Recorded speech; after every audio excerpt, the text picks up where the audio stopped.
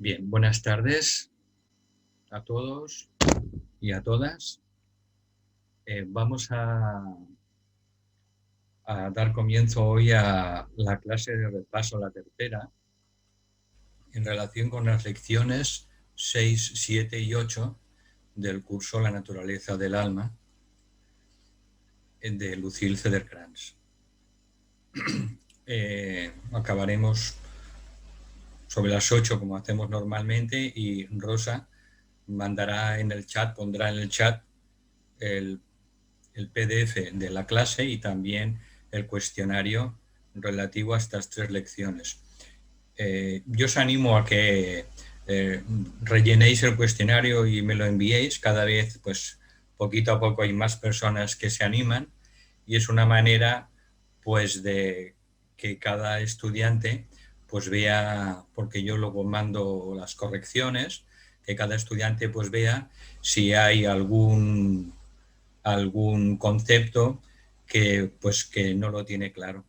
Entonces es una manera, pues, para darse cuenta si hay algún elemento o algún concepto que conviene que lo volvamos a estudiar.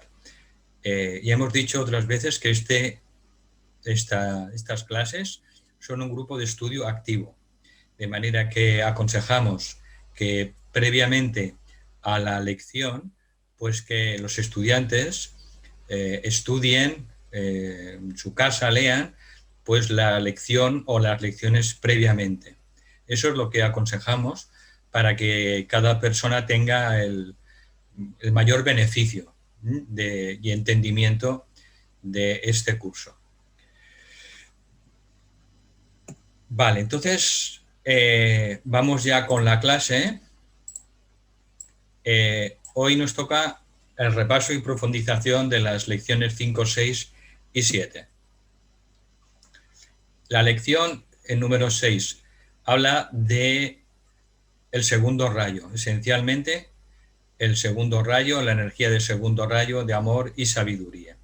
Aquí lo divide en varios epígrafes que veremos a continuación y en las lecciones 6 y 7 se estudia el segundo rayo y en las 7 se estudia sobre todo cómo trabaja el segundo rayo de amor y sabiduría cuando impacta con la personalidad.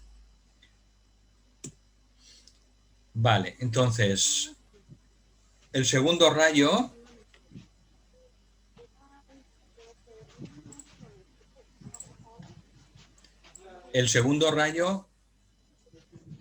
como campo magnético, como imagen de Dios, como conciencia.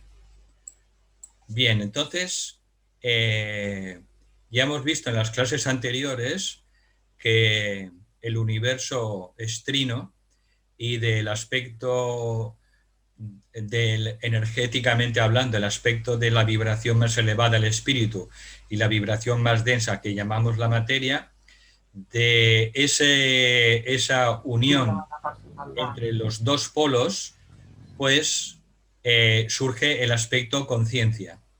Por tanto, la conciencia es ese campo magnético creado de esa interacción. Dicho de otras palabras, fruto de la unión del padre y la madre, pues surge el hijo, que es la conciencia, ese segundo aspecto que conocemos como amor y sabiduría.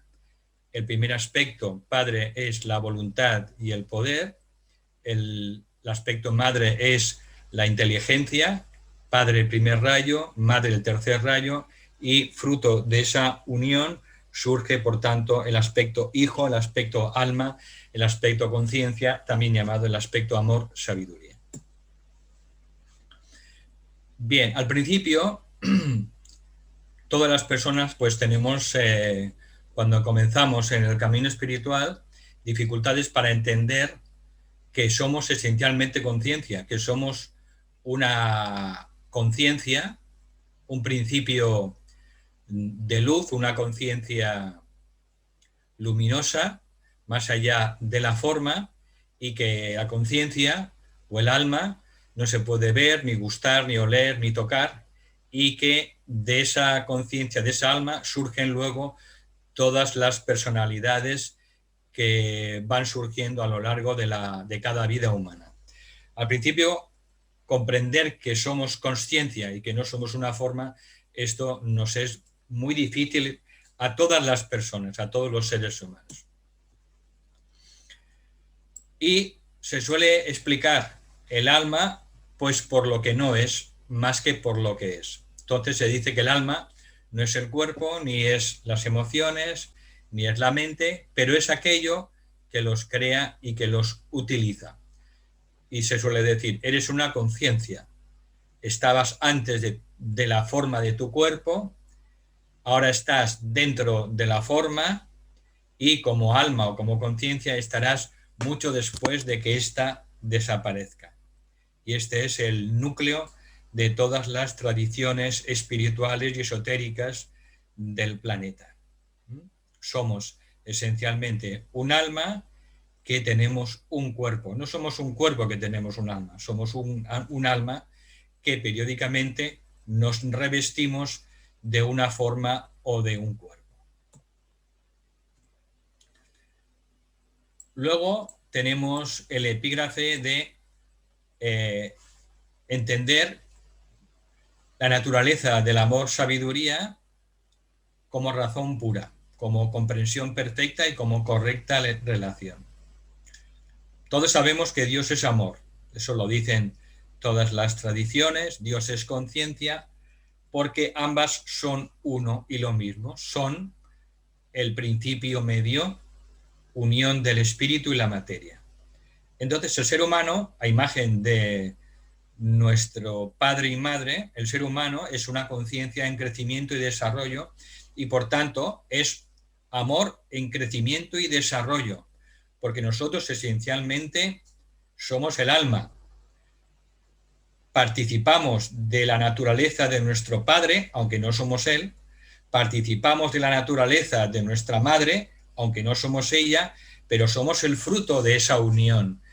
Y fruto de esa unión es el alma. Por tanto, nosotros somos esa alma en crecimiento, en desarrollo, ese amor en crecimiento y en desarrollo. Por tanto, la naturaleza esencial del ser humano es amor. Y este concepto de que somos esencialmente amor es la clave maestra para transitar el camino de la iniciación, de las 5 iniciaciones que conducen al ser humano hacia la perfección humana, hacia la maestría completa. Entonces nos dicen, cuando aprendas, te harás sabio o sabia, entonces vuelve tu atención al amor, porque el amor ha creado el conocimiento. El amor reside dentro y detrás de todo lo que existe. Y, por tanto, en el caso de una personalidad infundida por el alma, en el caso de una discípula o discípulo en el camino espiritual, pues eso siempre se manifiesta en sus relaciones, porque el alma es el elemento del ser humano que relaciona. Igual que surge el alma humana de la relación del espíritu y la materia, el alma siempre está presente y el amor está presente en nuestras relaciones, lo sepamos o no. Entonces, cuando nuestras relaciones se caracterizan por el amor del alma, el amor divino, entonces tenemos una comprensión perfecta. Por tanto, van unidos el amor y la comprensión. Por tanto, la sabiduría es la habilidad para aplicar el conocimiento concreto para crear una actividad inteligente, es decir, aplicar aquello que vamos conociendo para el bien mayor de todos los implicados. Ahora vamos a ver el segundo rayo en relación con el cuerpo emocional manifestándose como deseo y aspiración.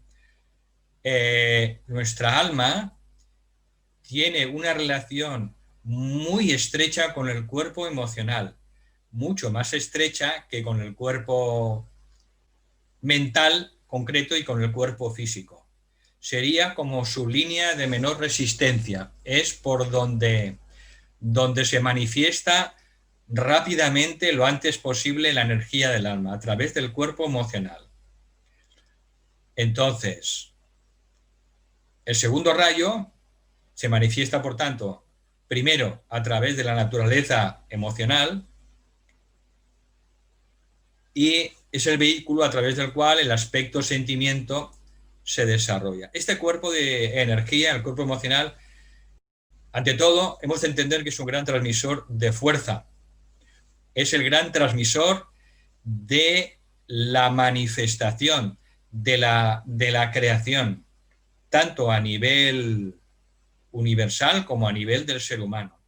Por tanto, es un gran cuerpo de transmisor de fuerza y de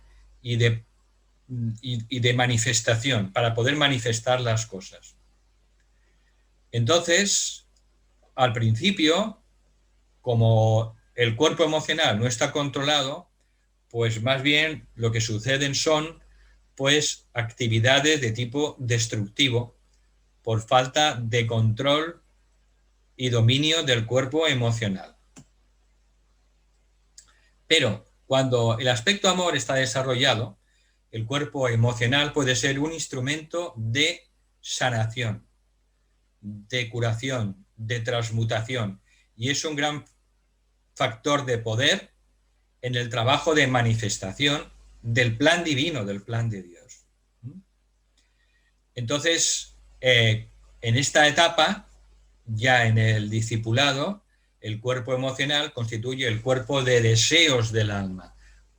Y a través del poder del correcto deseo y la correcta aspiración, pues el discípulo o discípula atrae todo lo necesario para la manifestación del plan divino, para la pequeña parte que le ha ocupado, que le ocupa para expresar y desarrollar. Por tanto, el amor divino inicialmente se manifiesta en la conciencia del principiante como aspiración, lo que se llama correcta aspiración o también aspiración ardiente, tapas se llama en sánscrito. Entonces, a medida que va caminando por el sendero espiritual, pues el aspirante o el discípula en probación se dispone a encarnar el ideal de ese prototipo de hombre o mujer perfecta que ha intuido, que ha visualizado, que ha sentido en su interior y pues se pone pone sus fuerzas a fin de encarnar ese ideal. Entonces, la persona entiende perfectamente que tiene que disciplinar a la personalidad y se impone cierta disciplina. A través de esa disciplina va modelando sus pensamientos, sus emociones y las acciones de acuerdo a ese ideal, a ese prototipo espiritual de lo que sentimos que debemos ser como alma. Poco a poco, ese instrumento de la personalidad a través de esa disciplina sistemática, continua, pues la personalidad es reconstruida.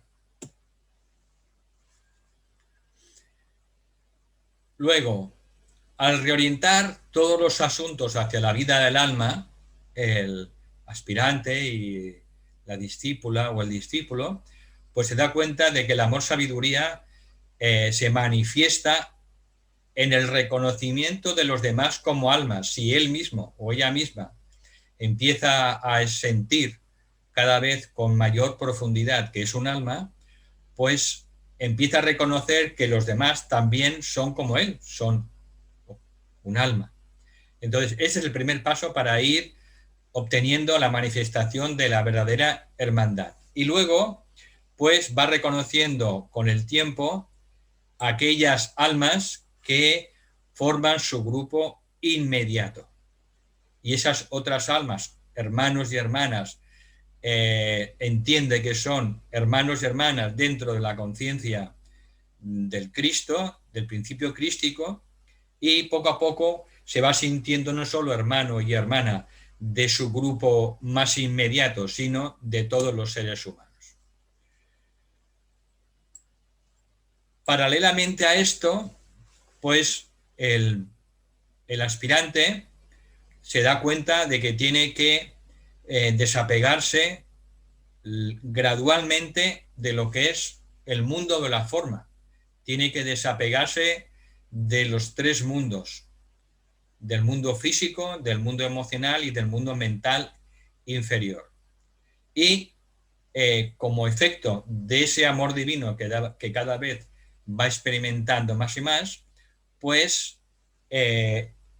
el aspirante se va desapegando de la forma, pero se va poco a poco apegando al alma de toda la vida, de todos los seres. En los discípulos y las discípulas, la vida los pone juntos, el plan divino los pone juntos en la vida de la personalidad, pues para trabajar algún aspecto del plan. Antes de encarnar, nuestras almas toman esa responsabilidad de manifestar una pequeña parte del plan divino para en el periodo en el que estamos encarnados, pero al principio, evidentemente, pues se encuentran con dificultades y fricciones. Y esto le pasa a todos los aspirantes. Entonces, poco a poco va aprendiendo que su hermano y su hermana en su grupo son un alma como él y que ambos forman parte de la vida una y de un gran proyecto que forma parte de otro gran proyecto que es la jerarquía, que está comprometida a manifestar ese plan divino para una época determinada. Entonces, poco a poco, a medida que va ganando en experiencia, pues solamente pone atención a lo que nos une, no a lo que nos separa, a esa unicidad del alma, y cada vez presta menos atención a las diferencias personales. Esto da como resultado la correcta relación en el plano de la personalidad, y llega un momento en que el discípulo o la discípula se da cuenta de que es libre para trabajar en armonía con todas las personas. ¿Por qué? Porque no está focalizado en las diferencias, en las formas, en la personalidad, en las opiniones, no. Está focalizado en sentir a la otra persona como un alma. Y ese sentimiento de darse cuenta de que cada persona es un alma, pues al final le permite trabajar en armonía con todas las personas dentro de su grupo y fuera de su grupo en la sociedad.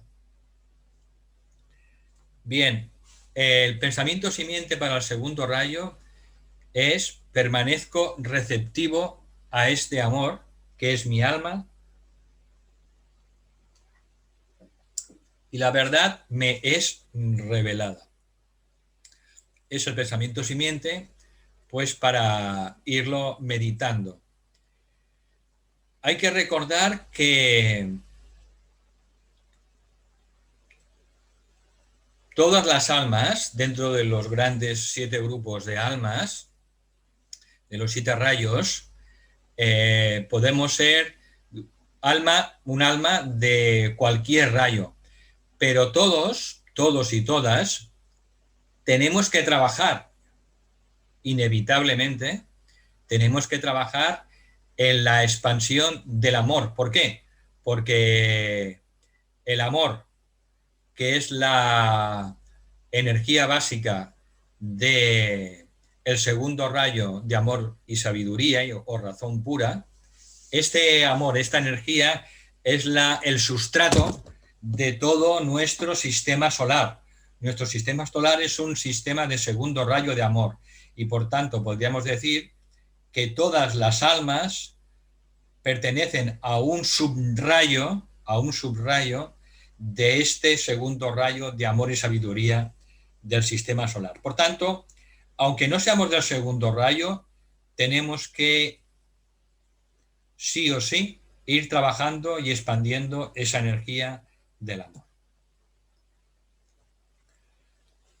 Bueno, ahora vamos a ver la lección número 7, que es un poco más específica porque nos habla sobre este segundo rayo de amor-sabiduría, qué es lo que pasa cuando impacta con el instrumento, con la personalidad, con la triple personalidad, el cuerpo mental, inferior, emocional y el cuerpo etérico físico.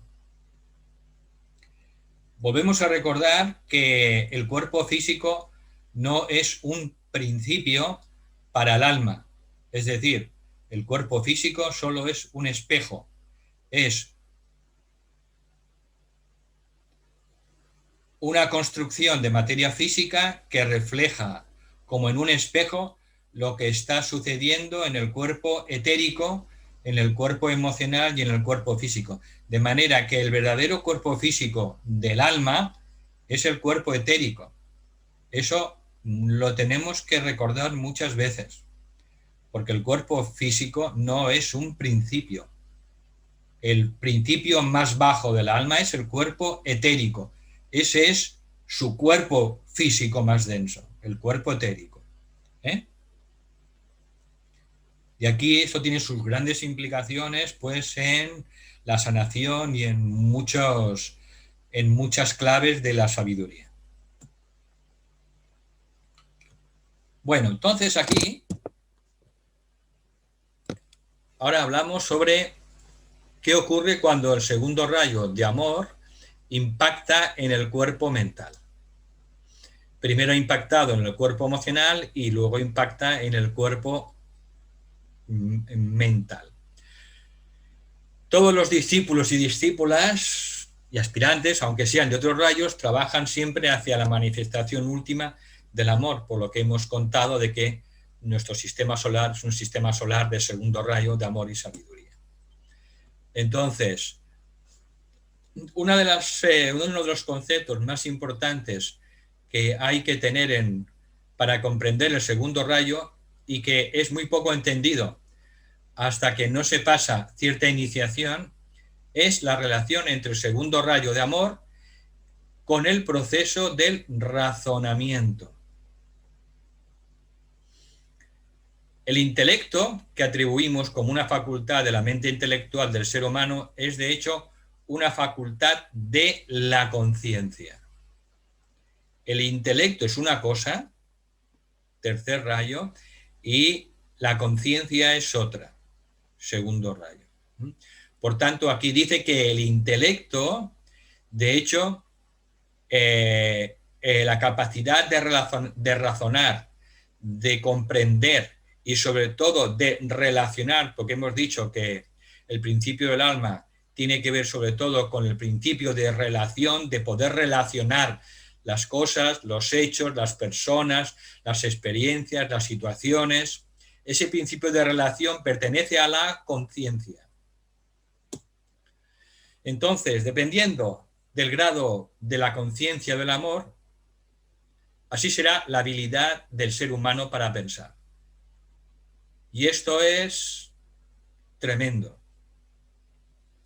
Esto es una verdad que puede causar una verdadera conmoción en nuestras vidas cuando entendemos su profundidad y las implicaciones que tiene en la vida de un ser humano. Que dependiendo del grado de conciencia de amor, así será nuestra habilidad para pensar.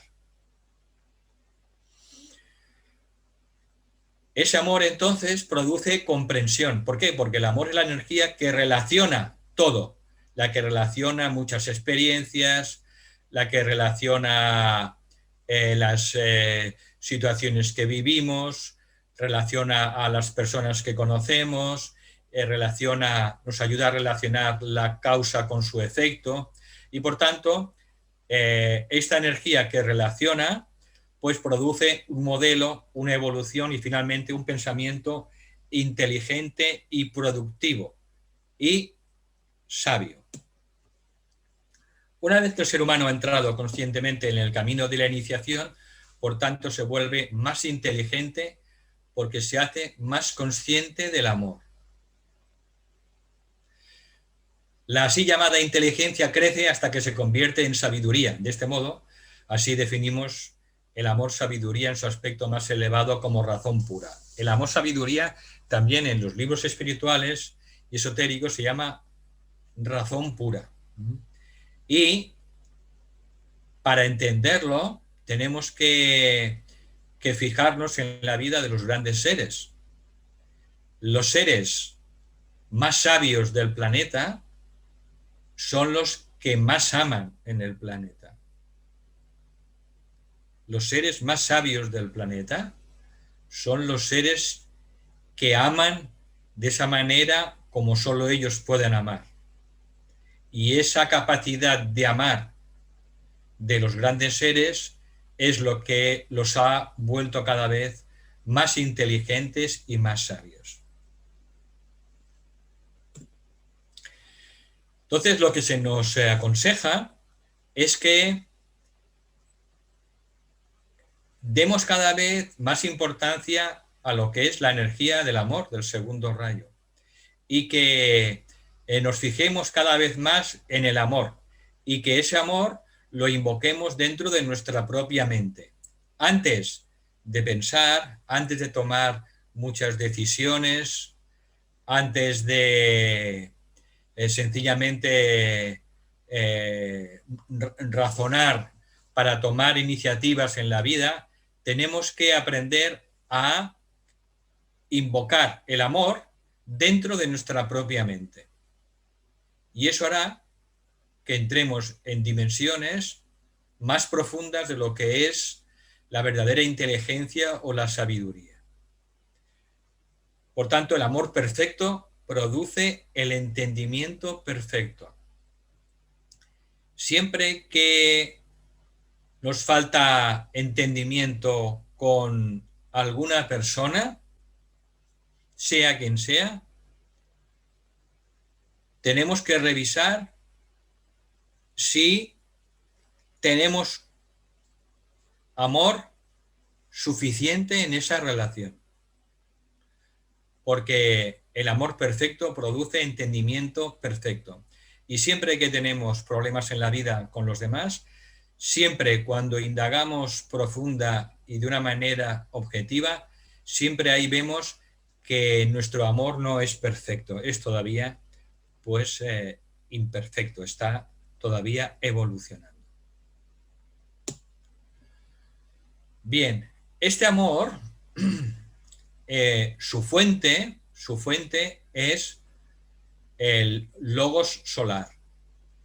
El logos solar, el corazón del sol, transmite ese amor a nivel de todo el sistema solar y es recogido en el planeta por el centro del corazón o el centro cardíaco del planeta. Y el centro cardíaco de nuestro planeta es lo que llamamos la jerarquía espiritual o la gran fraternidad blanca. Ya hemos dicho bastantes veces que los tres centros mayores de nuestro planeta son el centro coronario, que es Shambhala, el centro del corazón, que es la jerarquía, y el centro de la garganta o centro laríngeo es la humanidad. Por tanto, el amor viene desde el sistema solar, desde el sol, desde el corazón del sol, llega a la jerarquía y a través de la jerarquía llega a cada ser humano siguiendo una línea de comunicación o de descenso. De manera que desde la jerarquía espiritual el amor entra a través de cada alma humana, cada alma espiritual, luego pasa normalmente a través de la mente y prácticamente pasa ese amor desapercibido, llega al cuerpo astral emocional, donde se refleja en la conciencia del cerebro como una emoción. Por tanto, la precipitación del amor en nuestro sistema solar es corazón del sol y luego llega a la jerarquía, de la jerarquía llega a nuestra alma individual, luego llega al cuerpo mental, al cuerpo emocional y a la conciencia cerebral. Por eso, en general, como todavía la polarización de la humanidad es una polarización emocional y no mental, pues en los asuntos de la humanidad es tan difícil que se refleje la luz del alma, la sabiduría del alma, el amor del alma. ¿Por qué? Porque esa luz del alma, cuando desciende, pues tiene que atravesar pues las capas de la mente inferior, sobre todo la capa del cuerpo emocional, que está todo pues en plena agitación o en continua agitación, y tiene que llegar hasta el cerebro físico. Cuando la energía del alma tiene que atravesar estas capas, pues llega prácticamente pues distorsionada. Entonces, las formas de pensamiento que tenemos cuando estamos polarizados emocionalmente, pues hace que nuestras reacciones sean también emocionales, como una niebla, y esa niebla hace que veamos las cosas distorsionadas. Por tanto, cuando el ser humano vive todavía en el plexo solar, pues en general su vida refleja esa niebla, que es la característica principal del plano emocional. Y por tanto la vida resulta muy difícil verla con claridad completa, y que generalmente entonces nuestra visión está distorsionada. Por tanto, el camino que tiene todo aspirante y toda discípula y discípulo en probación es, primero, elevarse a la cabeza y paulatinamente fijar allí nuestra residencia, vivir en la cabeza el mayor tiempo posible. Y una vez enfocados en la cabeza, esforzarnos para vivir en la mente. Y desde esa mente, iluminada por el alma, inundada por los sentimientos de amor del alma, vivimos en la mente, y entonces desde ahí, desde esa mente iluminada por el alma, entonces nos vamos alineando cada vez más con el corazón de Dios. Entonces, su consejo, el consejo del maestro Rakoczy, o el maestro Saint Germain, o el maestro R, tal como se le conoce, el actual señor de la civilización, el que preside el tercer departamento de la jerarquía, que comprende los rayos 3, 4, 5, 6 y 7, pues nos dice que pensemos en términos de amor muchas veces durante el día. Y aquí pone un gran énfasis, que pensemos en términos de amor, que antes de tomar muchas decisiones, antes de relacionarnos con las personas, que inundemos y pensemos en nuestra mente en términos de amor.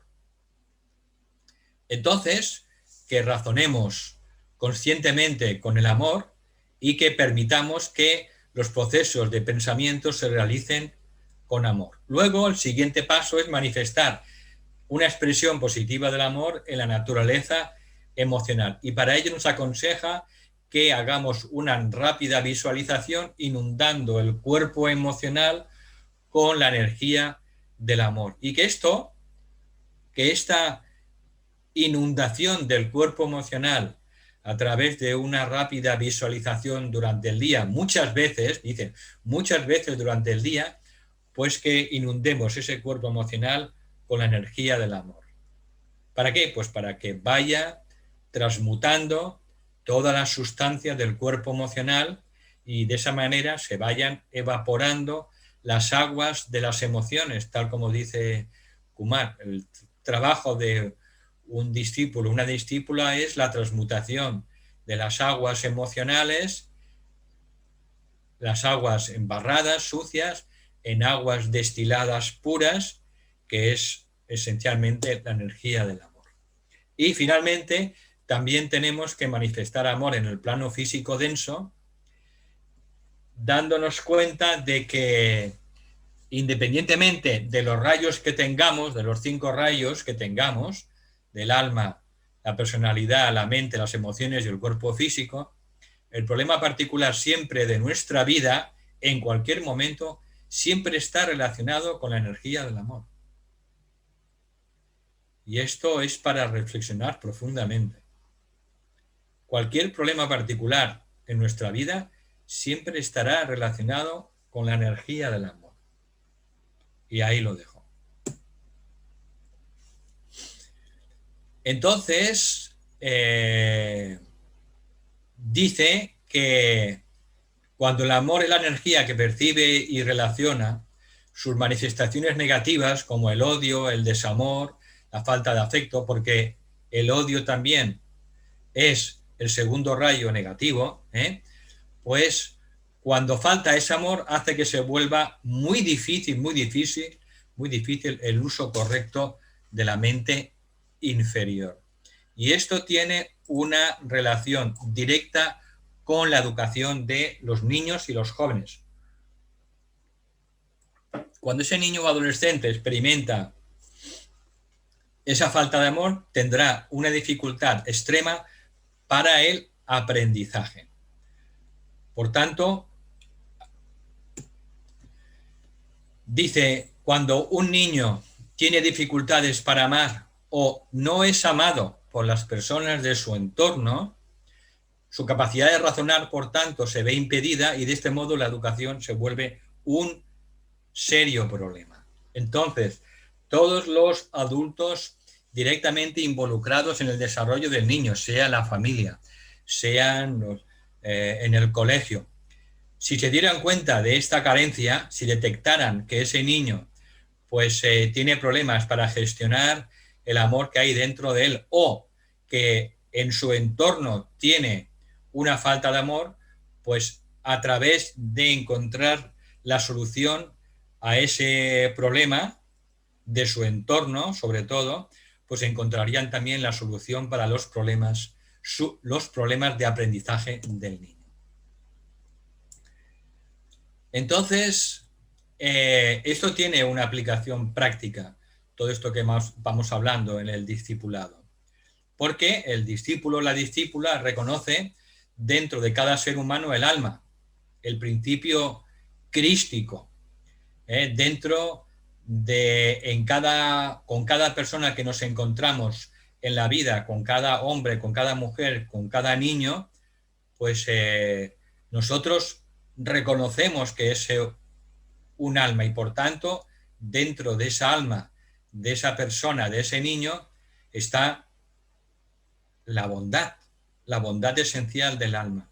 Y por tanto, en nuestra relación con cada persona tenemos que intentar expresar, intentar hacer que esa bondad dentro de ese ser humano se manifieste hacia el exterior. ¿Cómo? Pues a través de nuestra mirada, a través de nuestras palabras, a través de nuestro acercamiento, a través de nuestros gestos. Podemos hacer que esa bondad que hay dentro de esa persona, de ese niño, pues pueda surgir hacia el exterior. Y esto, por tanto, solo puede realizarse a través de un reconocimiento positivo del amor y el alma dentro de cada ser humano. Está claro que la crítica a una persona, a un niño, la crítica o la interferencia en la vida y asuntos del otro, pues no va a evocar el amor en él. El amor siempre evoca amor en los demás. El amor siempre evoca el amor en los demás. Y esta es la nota clave de la vida de un discípulo. Siempre hace que podamos sacar lo mejor de nosotros. Y esa es la característica siempre de un discípulo o una discípula. Y nos recomienda en esta lección, en las 7, que sigamos utilizando el mismo pensamiento simiente, que es permanezco receptivo o receptiva a este amor, que es mi alma y la verdad me es revelada. Bueno, vamos un poco atrasados, pero tampoco hay preguntas, no me han enviado esta vez preguntas. Bueno, pues vamos a seguir explicando La lección 8, que es el tercer rayo cuando impacta con el instrumento, el tercer rayo de actividad inteligente. Entonces, la tercera característica divina de la personalidad infundida por el alma se define como la actividad inteligente. Esta actividad inteligente es la expresión del aspecto madre y que tiene que ver con la naturaleza de la materia, de la sustancia. La sustancia no solo es inteligente, sino que en esencia es la inteligencia misma. Aquí se habla de las características de la materia, que al principio es inactiva, es impresionable, pero más adelante la materia, la sustancia, se puede impresionar con la voluntad de el ser humano. Entonces, cuando somos capaces de impresionar la materia con la voluntad, pues tenemos la capacidad de construir formas. Vemos aquí entonces que a nivel de el ser divino, pues tenemos esa capacidad de crear. El ser divino crea las formas de acuerdo al plan divino, y esas formas que construye, pues todas llevan la intención, la voluntad. Y así tenemos el cosmos que conocemos, un cosmos ordenado.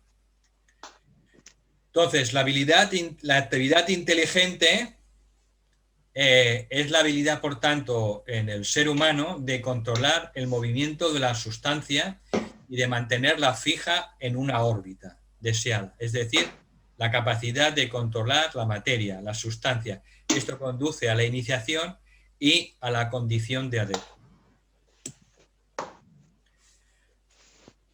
Luego, tenemos los impactos del tercer rayo en el instrumento. Entonces, las manifestaciones de la...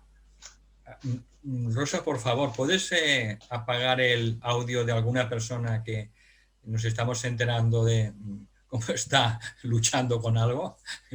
Por favor. Bien, entonces, la primera manifestación de la vida de un discípulo es el caos, caos aparente. La segunda manifestación es la polarización mental. Y la tercera manifestación es la construcción consciente de formas. Entonces, cuando el tercer rayo se manifiesta en la vida de un discípulo o discípula profesionista, pues lo que produce al principio es sobre todo una situación aparente de caos. ¿Por qué? Porque se reactivan todas las formas antiguas, todas nuestras viejas maneras de pensar se activan debido justamente a esa afluencia de la energía del tercer rayo. Con el paso del tiempo, el individuo se da cuenta de que todo lo vivido pues, ha tenido siempre un propósito y se da cuenta de que el alma siempre ha estado detrás de todos los acontecimientos. El alma siempre ha sido la causa motivadora de todos los acontecimientos. Entonces, cuando ese aspecto del tercer rayo, la inteligencia activa, atraviesa la mente inferior, pues también empiezan a ocurrir que de repente pues tenemos muchos pensamientos egoístas y al mismo tiempo aparecen pensamientos pues altruistas de servicio, pero el cuerpo mental se activa. ¿Por qué se activa? Porque todas las formas subconscientes que tenemos empiezan a surgir a la superficie a partir de ese momento. Con lo cual, el aspirante o la discípula probacionista empieza a encontrar que empieza a tener muchos pensamientos pues que no se había dado cuenta todavía, incluso pues pensamientos egoístas u oscuros. Y esto pues le causa cierta conmoción. Entonces, ocurre también algo parecido cuando estas energías del tercer rayo, pues procedentes del alma, atraviesan el cuerpo emocional, porque entonces muchos deseos que estaban apagados, muchas pasiones, pues de repente emergen y se da cuenta, descubre, queda anodadado o anodadada pues que aparecen muchas emociones pues que no tenía ni idea. Y es porque empieza a tomar conciencia de la vida de deseos subconscientes generadas durante miles y miles de vidas.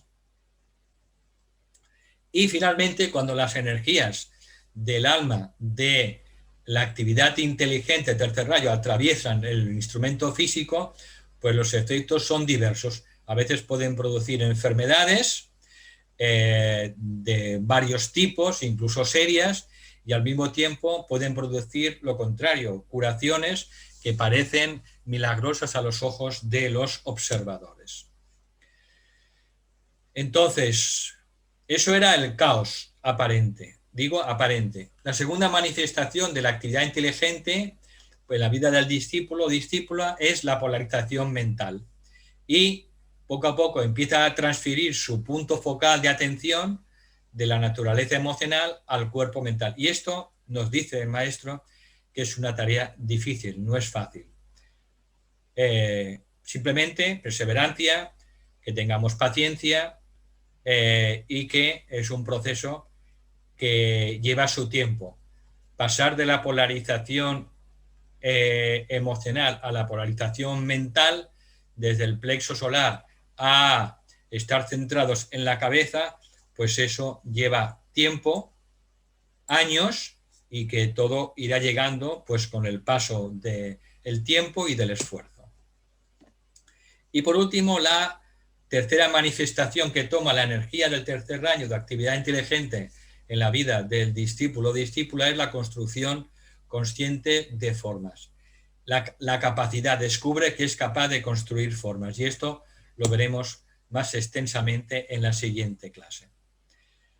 Entonces, en esta lección, en la 8, pues se describe una técnica de transmutación del subconsciente.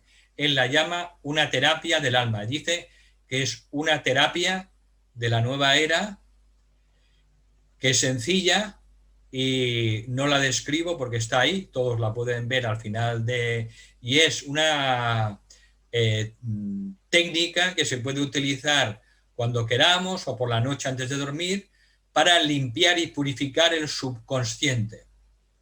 Todas aquellas, hemos visto, pensamientos, formas mentales y deseos que aparecen del subconsciente, pues cuando estamos desprevenidos y que nos llaman tanto la atención, pues existe un método, y él da un método para limpiar y purificar el subconsciente. Es muy sencilla esta técnica y yo os la recomiendo. Da por último la nota clave del tercer rayo, que es: permanezco receptivo a esa inteligencia divina que produce la actividad del plan. La acción correcta se me revela y me completo. Bien, aquí terminamos las 3 lecciones de hoy de repaso y profundización. Os podéis descargar el libro desde este enlace para poder estudiar por vuestra cuenta las lecciones, como recomiendo, antes de la clase. También podéis hacer sugerencias, mandar las respuestas, las preguntas, podéis mandar propuestas para mejorar el curso, y también podéis mandar el formulario, el cuestionario. Ahora el cuestionario es un cuestionario solo para 3 lecciones, que yo creo que es muy útil, y quien se anime pues lo puede enviar. Creo que ahora Rosa lo enviará cuando acabemos ahora la sesión de exposición, y recordaros que el 30 de diciembre pues tendremos el repaso y la profundización de las lecciones 9, 10 y 11. Yo no hago vacaciones, y que es importante que podamos seguir el ritmo del séptimo rayo que hemos elegido, que es un ritmo quincenal, cada 2 semanas, y por tanto tendremos el 30 de diciembre ese repaso. Y simplemente deciros que doy las gracias, estoy profundamente agradecido a todas las personas que colaboran dentro de este proyecto, que son clases organizadas por Basanta y que es un trabajo de grupo. Y sin su ayuda esto no se podría realizar. Bueno, pues hemos llegado aquí, al final. Ahora dejo de compartir y ahora pues podéis... Rosa va a liberar los micrófonos a quien lo pida y que entonces podéis preguntar o mandarlo por chat, quien prefiera, o también podéis liberar vosotros mismos el micrófono. Una vez que hagáis la pregunta, para hacerla, liberéis el micrófono, y una vez realizada la pregunta, pues cerráis el micrófono. Entonces, eso se va a encargar ahora Rosa y ahora me pongo en sus manos.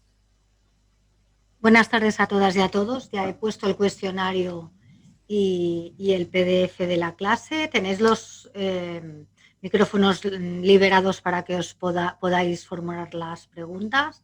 De momento por el chat no hay ninguna pregunta, Valentín.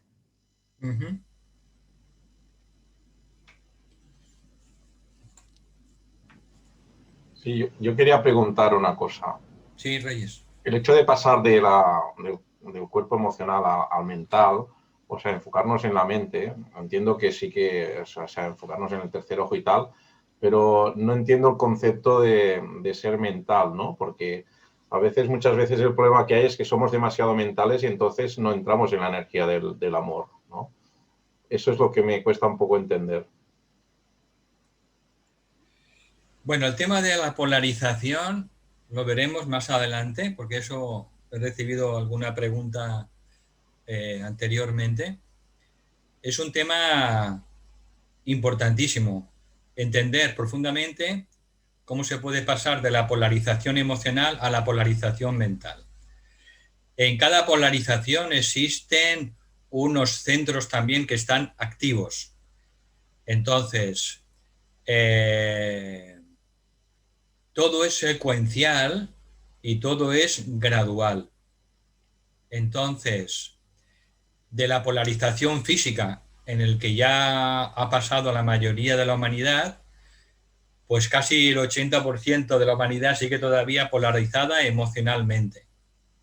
Esto tiene su reflejo en el plexo solar y en la mayoría de las enfermedades que padece la humanidad que tienen relación con el plexo, que están en relación con el tubo digestivo, con todo el sistema digestivo, incluido páncreas, hígado y estómago, porque el plexo solar es muy activo. Entonces, esa polarización emocional hace que el cuerpo emocional pues esté normalmente agitado y esté desalineado, como las aguas turbulentas.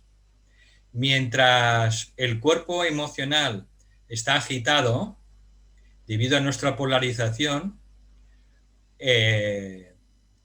es muy difícil que el alma pueda hacer llegar su energía, su información hasta el cerebro físico, porque impide ese cuerpo emocional agitado y fuera de alineamiento, pues justamente es un impedimento.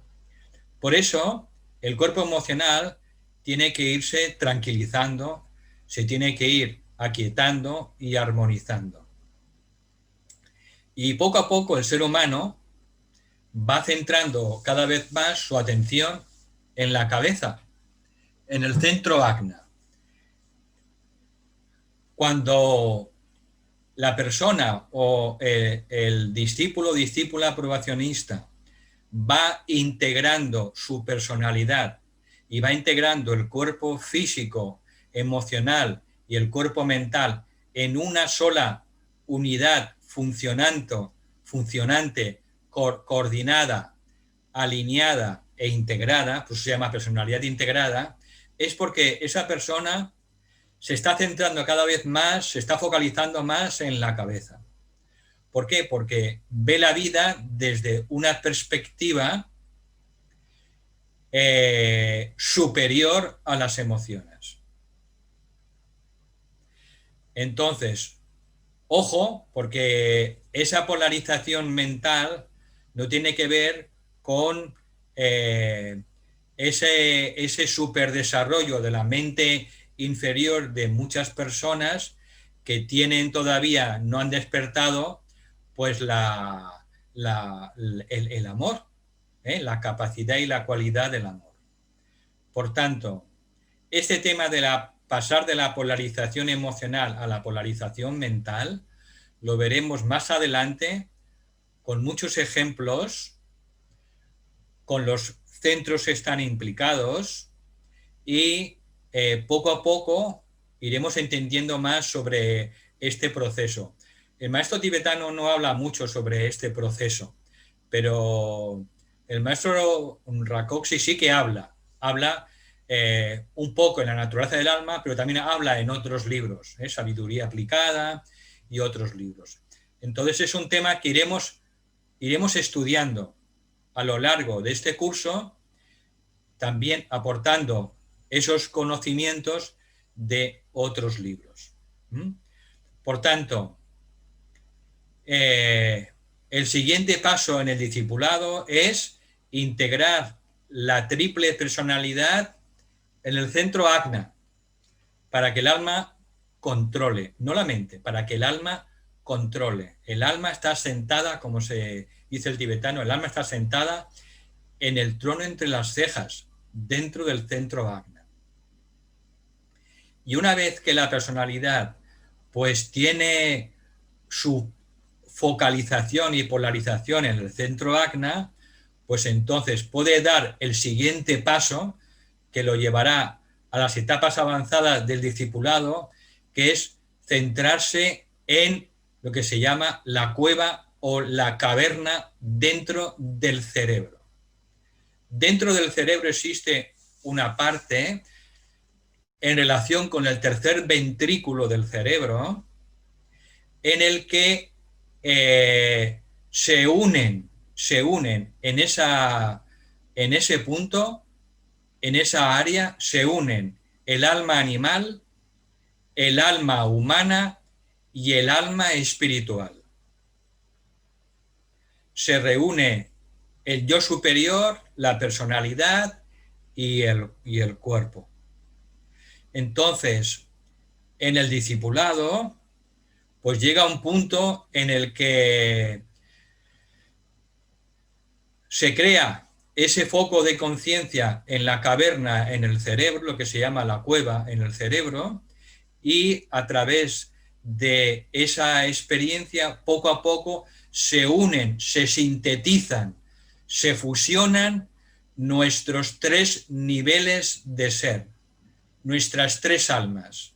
Se sintetiza y se une el alma espiritual, se sintetiza con el alma humana y se sintetiza con el alma animal.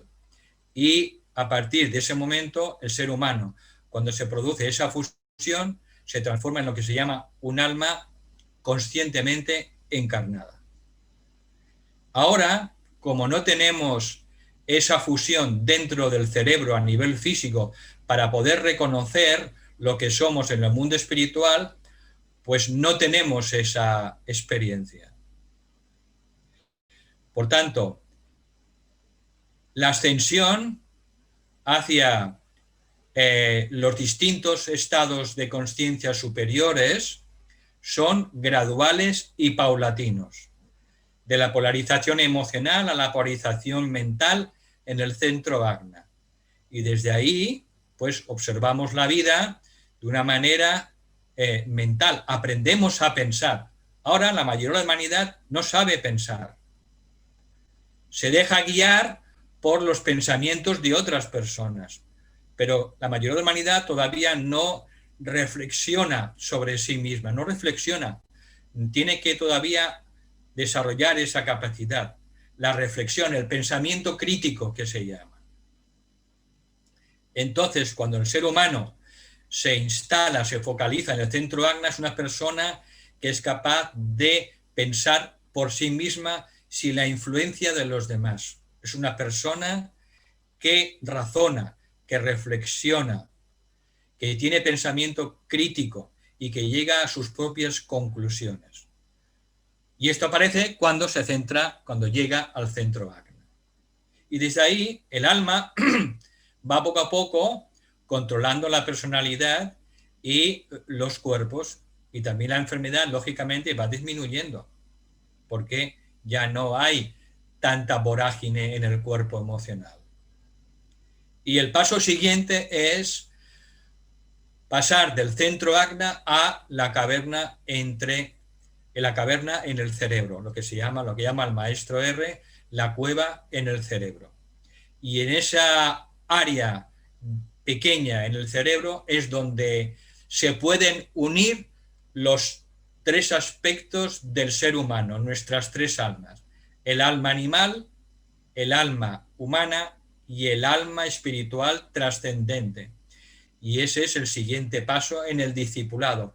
Cuando se produce esa unión, entonces el ser humano reconoce continuamente, permanentemente, que es el alma espiritual, el yo superior, encarnado en una forma humana.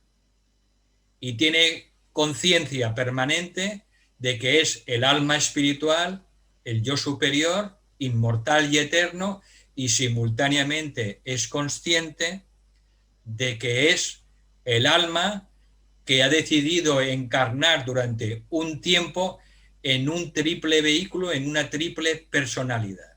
Y alcanza, por tanto, esa conciencia, esa doble conciencia. Conoce quién es arriba y se conoce a sí mismo a quién es aquí abajo. Ahora solo nos conocemos aquí abajo y a medias. Cuando se logra ese estado, esa focalización, entonces el ser humano sabe quién es aquí abajo y sabe también que es el alma espiritual, inmortal y trascendente. Eso culmina en lo que técnicamente conocemos como la tercera iniciación.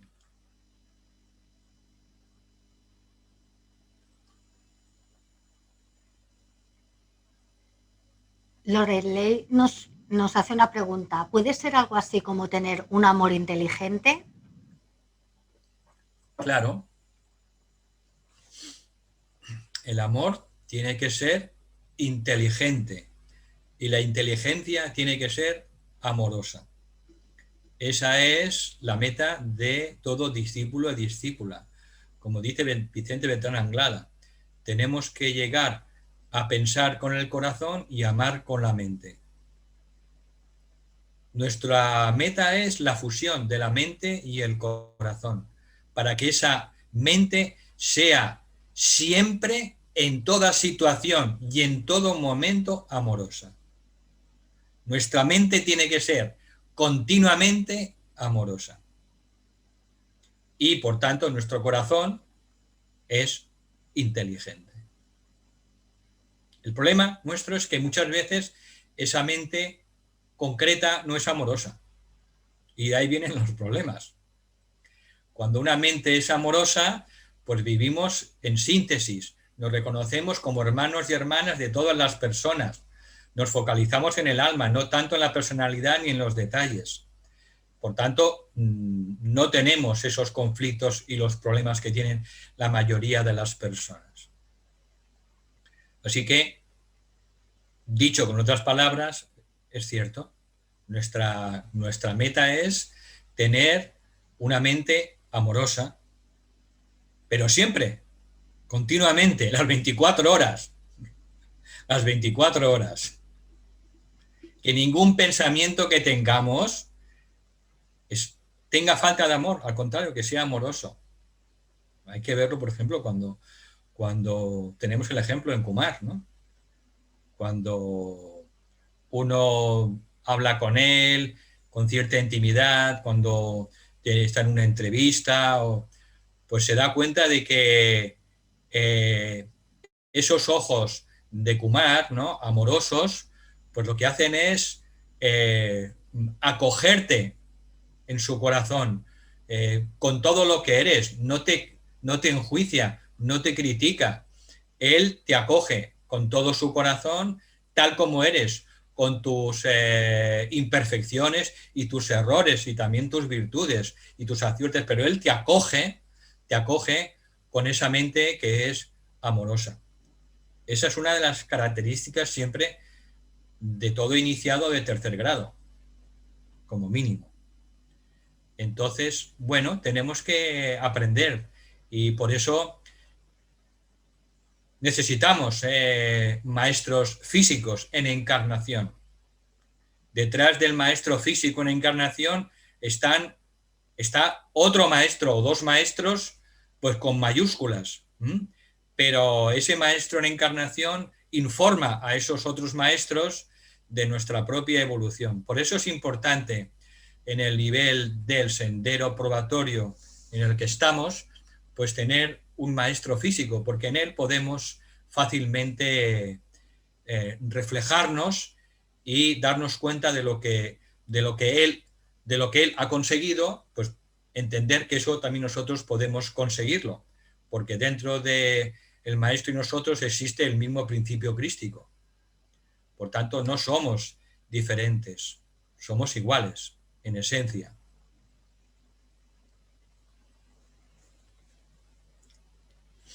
Otra pregunta. Si el amor reside en todo lo que existe, ¿quiere decir que en una persona malvada también está manifiesto el amor en él, a pesar de sus actuaciones?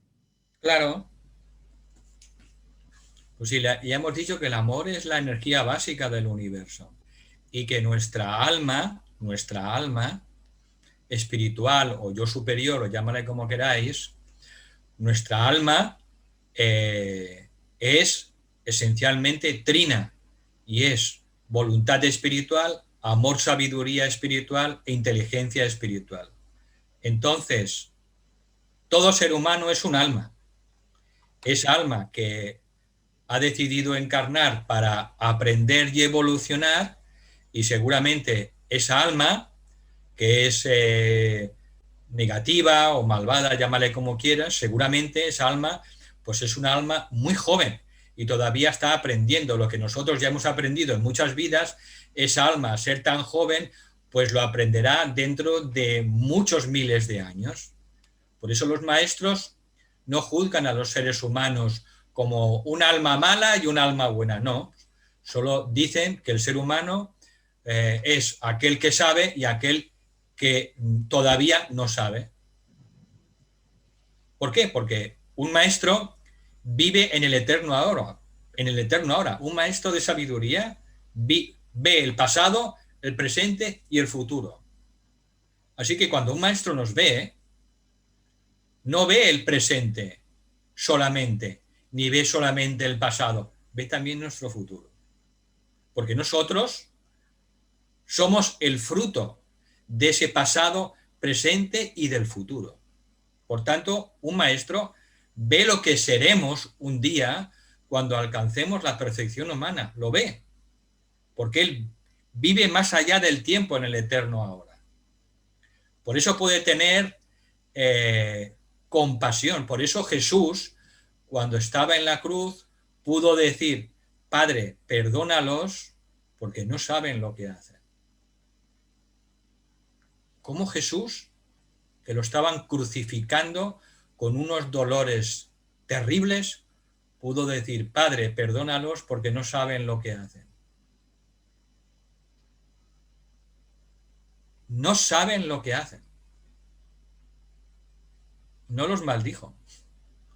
¿Por qué? Porque un maestro, cuando ve a un discípulo o a una discípula, ve sus errores del pasado, sus vicios, sus pecados, que todos hemos cometido, porque estamos aprendiendo a dejar de ser animales para ser humanos, pero ve nuestro presente, nuestra capacidad de esforzarnos, de perseverar, nuestra aspiración, y ve también simultáneamente en los que nos convertiremos en el futuro. ¿Lo ve? Con lo cual, puede tener esa compasión. Un maestro nos ve a todos como hijos e hijas de Dios, y nos ve como sus hermanos y sus hermanas en Dios. Por eso hay que tener mucho cuidado en el discipulado con juzgar, porque normalmente nos equivocamos cuando juzgamos, porque solo estamos viendo las situaciones y las personas solo a través de las apariencias. Cuando nuestra conciencia no está en el nivel del alma, lógicamente vemos las cosas solo desde el mundo de las diferencias, desde el mundo de las apariencias. Solo aquel ser humano que es capaz de ver las cosas, que es capaz de ver a otro ser humano en todos los niveles, verlo como un alma inmortal y verlo como una personalidad simultáneamente, y ver su pasado, ver su presente y ver su futuro simultáneamente. Por tanto, esa persona, ese maestro, es aquel que puede comprendernos perfectamente.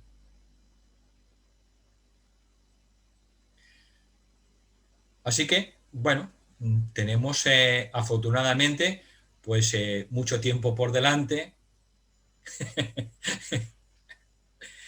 Esto no es una carrera para ver quién llega antes, simplemente es un sendero para disfrutar y para ser feliz. El objetivo de la espiritualidad es ser cada vez más felices.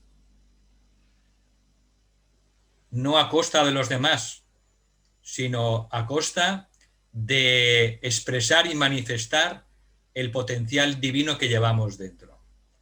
Y cuando nos ponemos a esa tarea, pues cada vez somos más felices, lógicamente.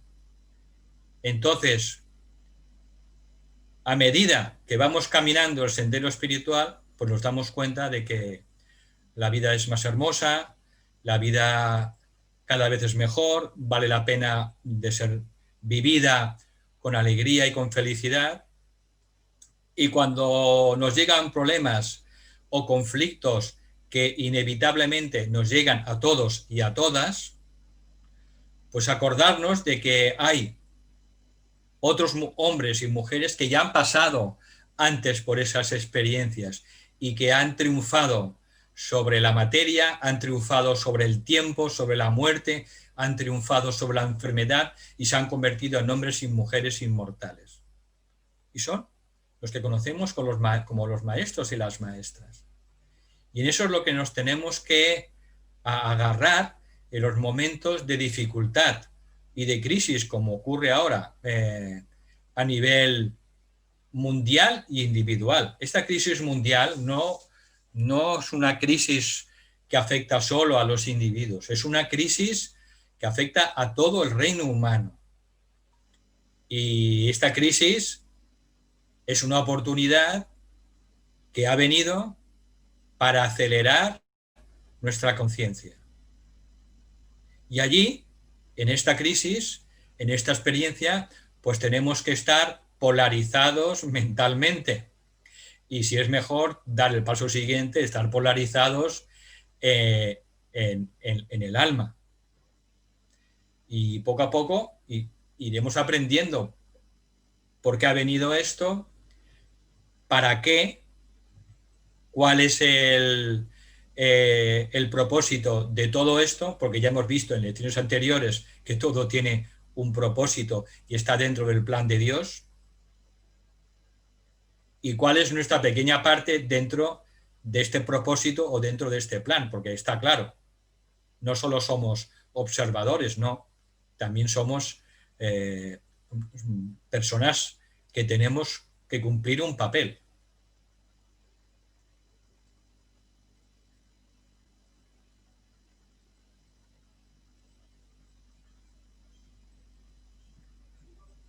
Por el chat no hay más preguntas, Valentín. Bueno, esperamos un momento si hay alguna pregunta más.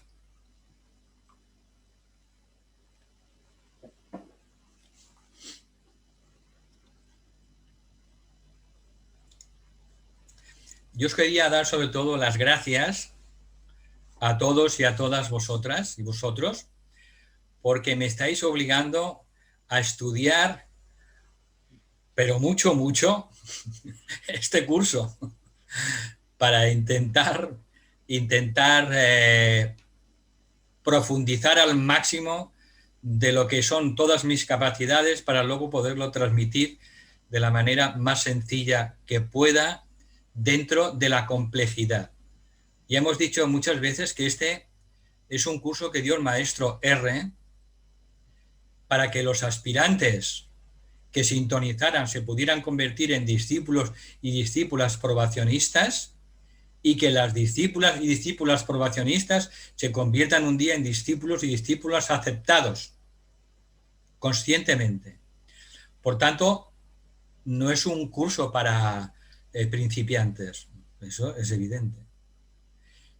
Por tanto, resuenan con este curso solo aquellas personas que sienten que les está ayudando o que les va a ayudar a dar un pequeño pasito más dentro del sendero del discipulado. Entonces, lo primero es una mayor comprensión mental, una mayor comprensión iluminada de lo que es este curso, cada lección. Y luego, en la medida en que uno lo sienta, pues puede ir aplicando esas técnicas o esas visualizaciones que da el maestro para poderlo, si queremos, y así lo sentimos, poderlo complementar con nuestro entrenamiento que venimos realizando, sea dentro del World Teacher Trust o de cualquier otra escuela esotérica.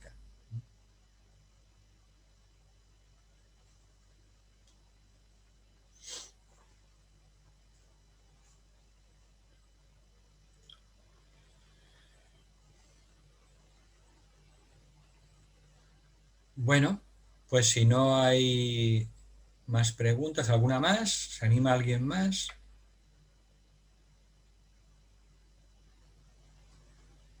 Bueno, pues entonces, muchas gracias, lo dejamos aquí. Os invito a estudiar las siguientes 3 lecciones, la 9, 10 y 11, y nos veremos dentro de 2 semanas. Y os doy mis más sinceras gracias. Gracias a todos y a todas. Moltes gràcies.